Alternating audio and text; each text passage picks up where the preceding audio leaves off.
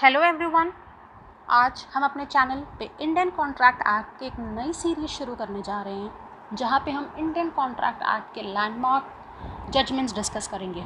ये वो जजमेंट्स होंगे जो आपके लॉ के किसी भी एग्ज़ाम में मिल जाएंगे। एलएलबी सेमेस्टर एग्ज़ाम हो, जुडिशरी का एग्ज़ाम हो, एपीओ का एग्ज़ाम हो, एलएलएम एंट्रेंस हो या नेट जेआरएफ। ठीक है, अब हम आते हैं अपने इस केस लॉ पे, बालफर वर्सेस बालफर, जो कि intention to create legal relationship पे है। पर मैं ये केस लॉ शुरू करूँ उससे पहले मैं आपको 2 क्वेश्चन देती हूँ, जिसका आंसर आप मुझे कमेंट बॉक्स में डाल देना। पहला क्वेश्चन नेट जेआरएफ के पेपर से लिया हुआ है, तो इसलिए आप इसका आंसर मुझे ज़रूर देना।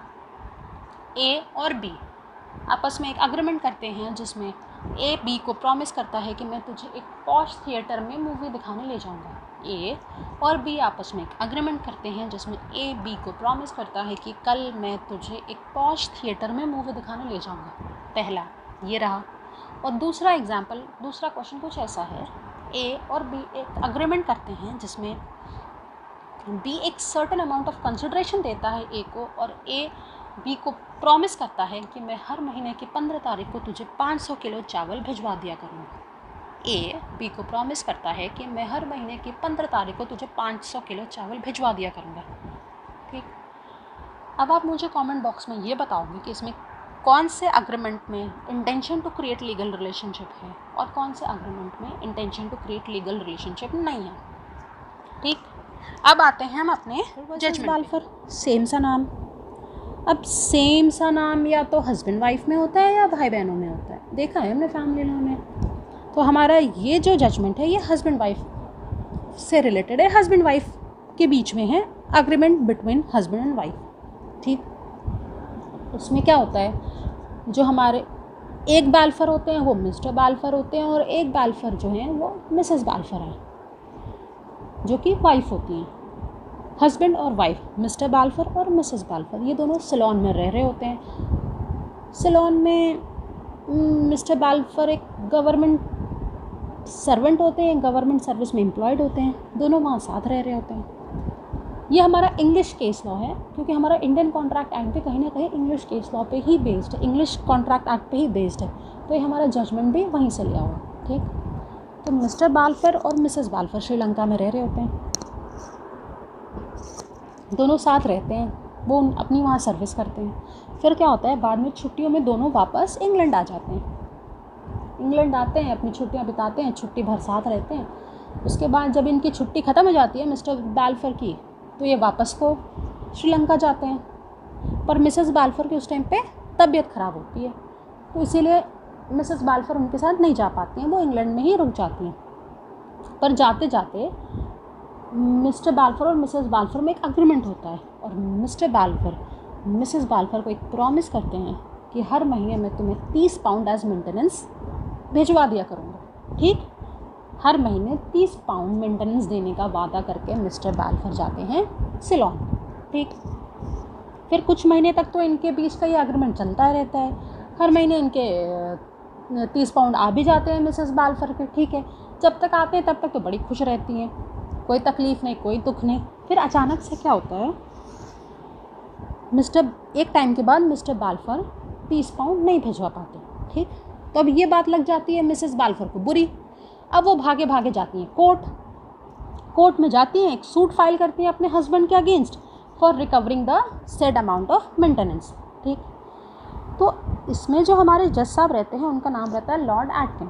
ठीक, लॉर्ड एटकिन आप नाम याद रखना, क्योंकि बहुत से एग्ज़ाम में कुछ केस लॉज ऐसे होते हैं जिनमें जज का नाम भी पूछ लेता है, तो आप इसके लिए लॉर्ड एटकिन का नाम याद रखना। ठीक, तो इसमें क्या होता है, हमारे लॉर्ड एटकिन जो रहते हैं हमारे जज साहब रहते हैं।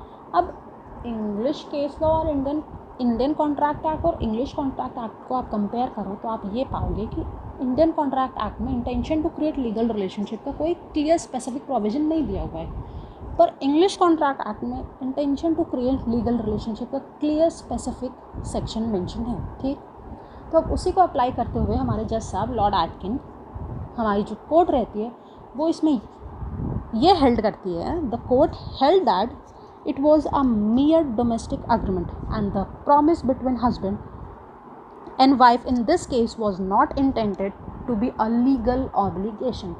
ये जो हस्बैंड और वाइफ के बीच का प्रॉमिस रहता है ये सिर्फ और सिर्फ एक फैमिली अरेंजमेंट होता है, ये इनका आपस का एक डोमेस्टिक एग्रीमेंट होता है जो कि वैलिड कॉन्ट्रैक्ट नहीं है, और ना ही इसमें कोई intention to create legal relationship है, क्योंकि एक वैलिड कॉन्ट्रैक्ट क्रिएट करने के लिए intention to create legal obligation या intention to create legal relationship होना बहुत ज़रूरी है।